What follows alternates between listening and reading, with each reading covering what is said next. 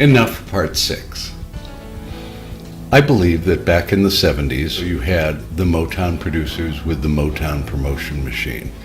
You had Jerry Wexler and Tom Dowd with the Atlantic promotion machine. You had Tom Bell with the Philadelphia promotion machine. You had Gamble and Huff with the Philadelphia promotion machine. You had Stax, you had Muscle Shoals. You had these very powerful promotional entities supporting your work. In retrospect, I wish I had had one of those behind me. I never did.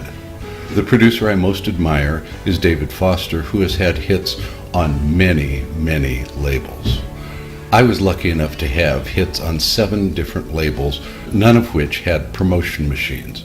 I don't know how it happened. Granted, some of my records were bigger than others, but not once did I have a home base like a lot of people had. If you look at some of my peers at the time, Jerry Fuller at Columbia, Jack Doherty at A&M, Al DeLory at Capitol, and the other producer of note from my days was Richard Perry, who went out, like David Foster, and had hits on several different labels.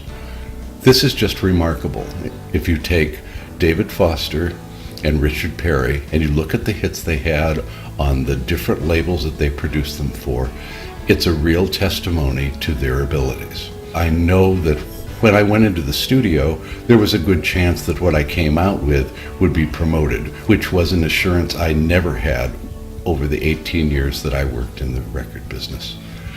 Often I felt like I was alone in the studio making music that nobody would ever hear. And that led to my frustration, which was part of how I ended up leaving the record business. More on that later. And thanks for listening to this.